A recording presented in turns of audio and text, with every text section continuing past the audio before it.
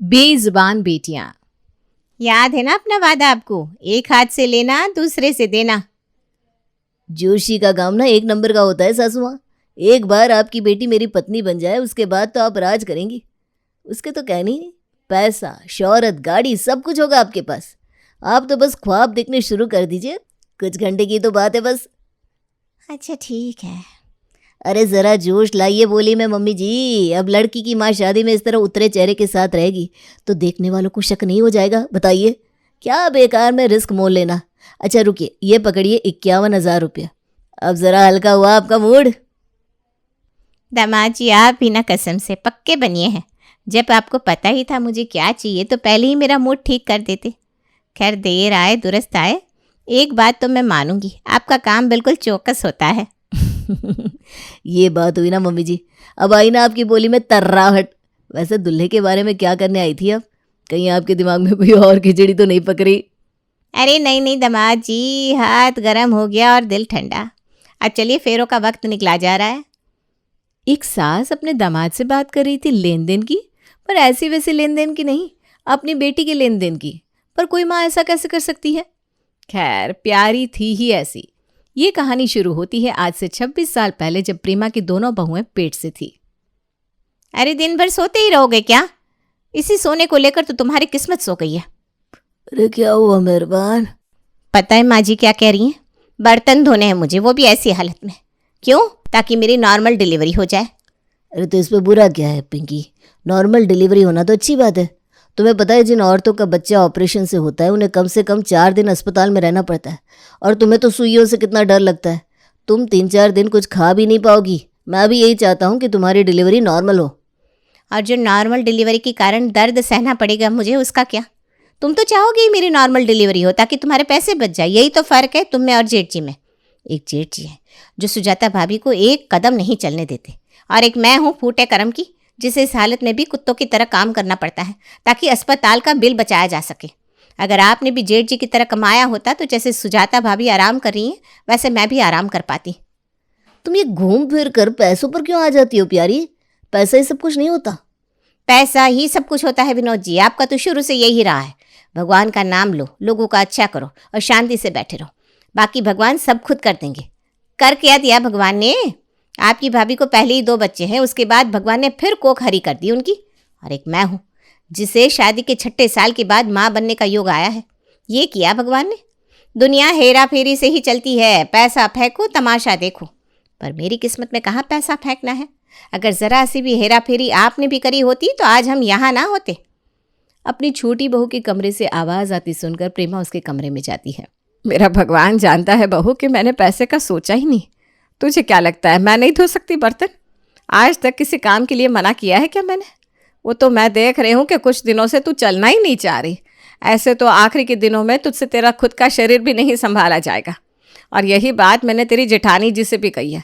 और पैसा होना ना होना सब किस्मत का खेल है।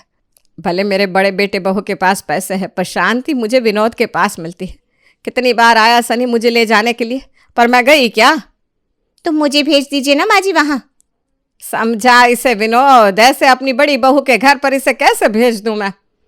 पर प्यारी का मन तो आलीशान घर को ही ढूंढता था जो उसकी जिठानी का था, और जानबूझकर वो बात का बतंगड़ बना देती है ताकि गुस्से में घर से निकलने का मौका उसे मिल जाए। और तमतमाती हुई वो घर से निकलकर सीधा अपनी जिठानी के घर पर जाकर फूट फूट कर रोने लगती है। ओहो, फिर से विनोद भैया से लड़ाई हो गई क्या तुम्हारी? अब सबकी किस्मत आपकी तरह तो है नहीं भाभी कि पति हाँ में हाँ भरे। खैर कोई बात नहीं, मैं कह रही थी कि ज़रा कमर सीधी कर लूँ। और प्यारी अपनी जेठानी के कमरे में जाकर टीवी चालू करके आराम से बिस्तर पर लेट जाती है। ये ज़िंदगी मेरी होती अगर इस घर के बड़े बेटे से मेरी शादी हुई होती, पर नहीं। एक बार पिताजी ने रिश्ता भेजने में देरी कर दी और दूसरी बार विनोद जी ने होशियारी करने में। अगर वो भी अपने माँ बाप की सेवा से ज़्यादा कमाने में दिमाग लगाते तो आज मुझे 2 कमरे के ससुराल में ना रहना पड़ता। बेचारा मेरा छोटा सा बच्चा इस दुनिया में आएगा और अपने भाई बहन को इस अमीरी में पलता देखेगा तो उसे कितना दुख होगा। पहले जब बच्चा नहीं ठहर रहा था तब उस बात का गम था। अब जब बच्चा होने वाला है तो लग रहा है काश ये बच्चा पैदा ही ना हो। पर भगवान ने जिसका पैदा होना लिख दिया है उसके जन्म को कौन ही रोक सकता है। और ठीक 2 महीने बाद प्रेमा की दोनों बहुएं एक एक बेटियों को जन्म देती है। सुजाता की बेटी का एक पैर खराब था, पर सुजाता को इस बात की खुशी थी कि भगवान ने उसे एक बेटी दी, और दूसरी तरफ प्यारी अपनी स्वस्थ बेटी को देखकर दुखी हो जाती है। इसी तरह दिन बीत रहे थे और प्यारी की बेटी पिंकी क्लास 6 में चली जाती है। मम्मी टिफ़िन दे दो ना, मैं इतने दिनों से टिफ़िन लेकर नहीं जा रही, इसलिए मेरी मैम मुझे बार बार क्लास के बाहर खड़ा कर देती है। बताओ बहू, बेचारी बच्ची को तुम टिफिन बनाकर क्यों नहीं देती? आपको अपनी पोती पर लाड आ रहा है तो आप ही इसे टिफ़िन बनाकर दे दीजिए माँ जी। पहले तो आप लोग मुझे बच्चा करने के लिए फोर्स करते थे, अब जब बच्चा हो गया तो उसके साथ सुबह 4 बजे उठो, उसे टिफ़िन बनाकर दो। नहीं होगा इतना सब कुछ मेरे से। अब ये बच्ची नहीं रही, खुद का टिफ़िन बना सकती है। मैं अपनी सहेलियों के साथ बाहर घूमने जा रही हूँ, आप इसे खाना बनाना सिखा दीजिएगा। और अपनी छोटी सी बच्ची पर रसोई का काम छोड़कर प्यारी घूमने चली जाती है। दादी मेरी उंगली। अरे विनोद, जल्दी से बैंडेज लेकर आ, बेचारी की उंगली कट गई। क्या जरूरत थी बेटा तुझे सब्जी काटने की, मैं आ रही थी ना। आप भी तो बूढ़ी हो रही हो दादी, मुझे आपसे काम करवाना अच्छा नहीं लगता, और आगे तो मुझे खाना बनाना ही होगा, इसीलिए कोशिश कर रही थी। अगर मैं टिफ़िन लेकर नहीं जाती तो मुझे फिर से सबके सामने डांट पड़ती। क्लास के लड़के मेरा मजाक बनाते हैं। पहले तो ऐसी नहीं थी प्यारी, पता नहीं इतनी कैसे बदल गई। ये ड्रेस दिख रही हो मेरी, विनोद मुंबई गए थे, वहाँ से लेकर आए मेरे लिए। मानना पड़ेगा बहन, एक बच्चा होने के बाद भी तू जिस हिसाब से खुद को मेंटेन रखती है ना, मन खुश हो जाता है। तेरा पति तुझे मना नहीं करता क्या? मेरा मतलब है, यहाँ हम सभी ज़्यादा से ज़्यादा 1 या 2 किट्टी करते हैं और तू तो सभी किट्टियों में होती है। अरे तो इसमें बुरा क्या है? हम औरतें बस दूसरों के लिए ही जीती रहे क्या? मेरा तो मानना है घर की लक्ष्मी जितने पैसे खर्च करती है घर पर बरकत उतनी ही आती है। पहले मैं कम पैसों में गुजारा कर लेती थी तो विनोद कमाने की कोशिश ही नहीं करते थे, इसलिए मैंने पैसे उड़ाने शुरू कर दिए कि भाई आप कमाओ, जैसे भी कमा सकते हो। और इसीलिए अब कमाने के चक्कर में अक्सर उन्हें शहर से बाहर रहना पड़ता है। इस तरह पढ़ाई से ज़्यादा घर गृहस्थी को संभालते हुए पिंकी का बचपन गुजरता है और वो 24 साल की हो जाती है। प्लीज़ मैम, मुझे अंदर आने दीजिए, ये पेपर मिस हुआ तो मेरा मास्टर कंप्लीट नहीं हो पाएगा। This is not my problem. Class में भी तुम्हारी यही हरकतें थी। 9 बजे की क्लास में तुम 10:30 बजे पहुंचती थी और आज एग्ज़ाम के दिन भी तुमने वही ब्लंडर कर दिया है। Sorry, I can't let you in. बेचारी पिंकी, चाची ने अगर इस पर काम का इतना प्रेशर ना डाला होता तो आज इसे इतनी प्रॉब्लम ना होती। पिंकी क्लास के बाहर ही बैठी रह जाती है और 3 घंटे बीत जाते हैं। मेरे मास्टर्स पूरे नहीं हो पाए प्रिया। ये सब तो किस्मत पर है पिंकी। मैं अपने पैरों से लाचार हूँ और तुम अपनी किस्मत से। पता है प्रिया, मुझे तुम्हें देखकर बहुत हिम्मत मिलती है। अगर तुम अपने पैर की इस प्रॉब्लम को किस्मत मानकर इससे लड़ सकती हो तो मैं भी लड़ सकती हूँ। कोई बात नहीं, मैं फिर से दूंगी एग्ज़ाम। अपने आंसू पोंछकर, हिम्मत बटोरकर जैसे ही पिंकी अपने घर पहुंचती है, घर के कलेश से उसका स्वागत होता है। कहाँ थी तू इतनी देर तक? हाँ, तुम पहले ना इसकी पढ़ाई छुड़वाओ।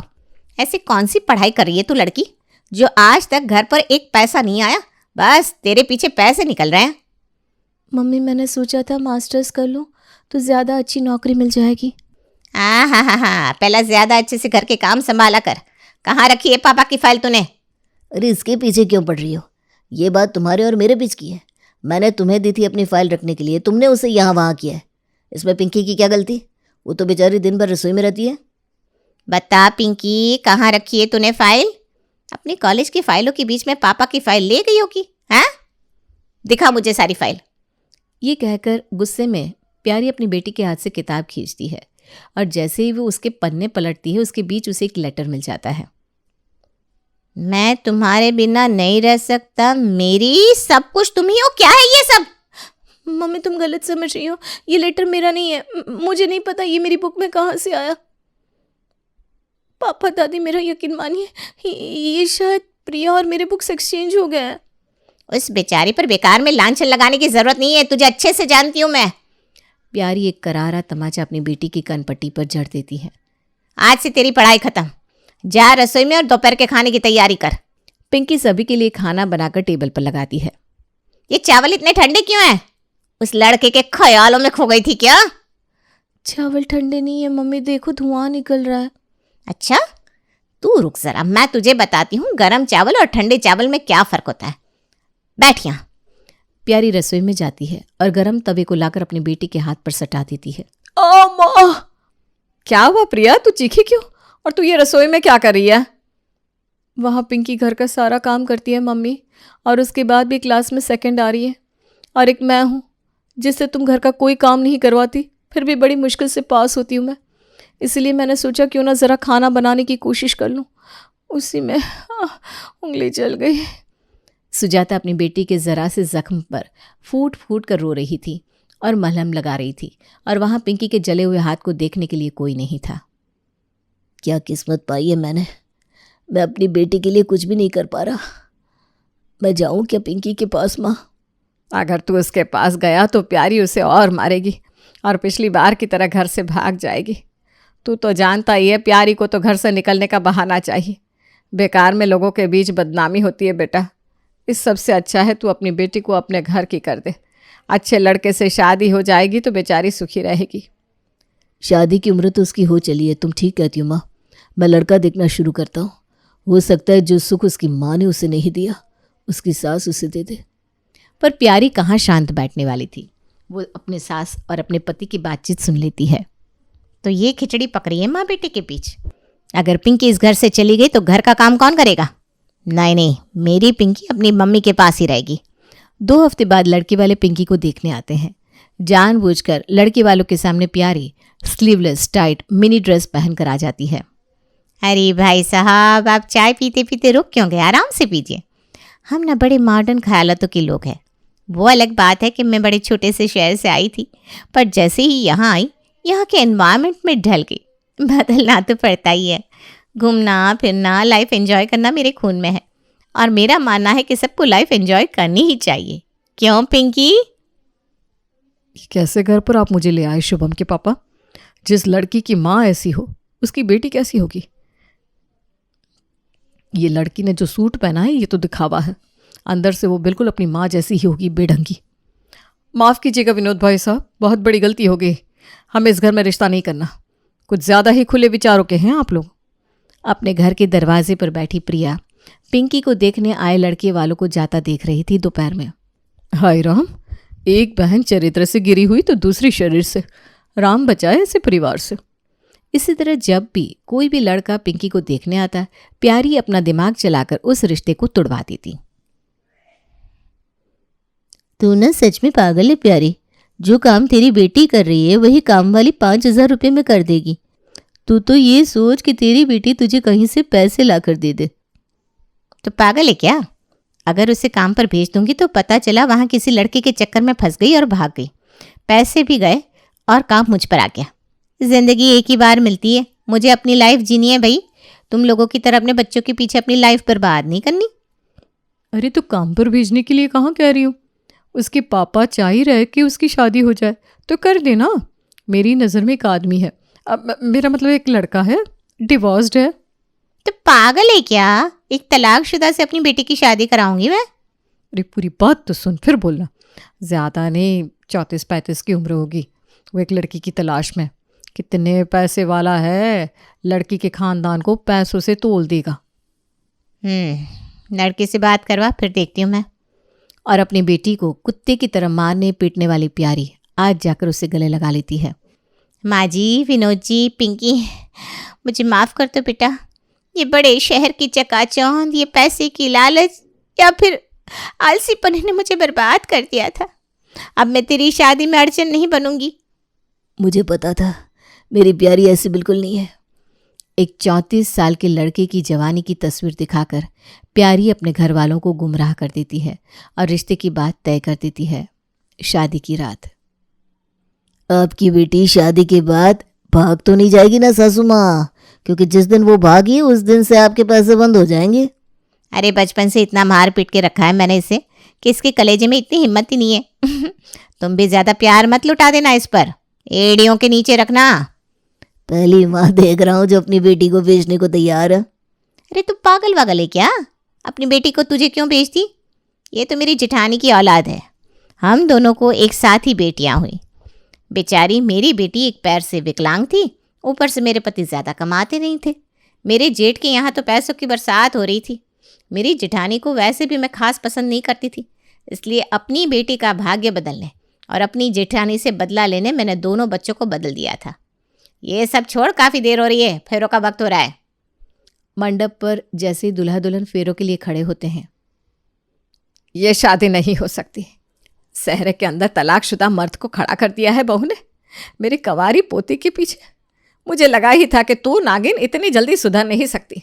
तुझे पता है सुजाता, जिस दिन तुझे बेटी पैदा हुई थी उसी दिन तेरी देवरानी को भी बेटी पैदा हुई थी, और इसने अपनी बेटी का भाग्य बदलने के लिए दोनों बच्चों को बदल दिया। यह आज तक यही समझती रही कि पिंकी तेरी बेटी है, इसलिए पिंकी को इतना तड़पाती थी, इतना मारती थी, पर आज तो इसने हद ही पार कर दी, अपनी बेटी को बेचने जा रही है। मेरी बेटी को बेचने जा रही थी तुम? रुक जा बहू, ये तो इसकी गलत फहमी है। मैंने बच्चियों को दोबारा बदल दिया था, तो आज तक ये जिस बेटी को तेरी समझकर उस पर अत्याचार कर रही थी वो इसकी खुद की बेटी थी। अपनी बेटी को बेचने जा रही थी तो प्यारी। क्या? नहीं नहीं माँ जी, ये मुझसे क्या हो गया भगवान। प्यारी सभी के सामने सर पीट पीट कर रोने लगती है। ए जोशी, पकड़ अपने पैसे, मेरी बेटी तेरे साथ नहीं जाएगी। पिंकी बेटा, तुमने जो करना था कर लिया, अब पिंकी तुम्हारे साथ नहीं रहेगी। आज से मेरी 2 बेटियां हैं, पिंकी और प्रिया। प्यारी इतने षड्यंत्र के बाद भी बुरी तरह फंस कर ही रह जाती है।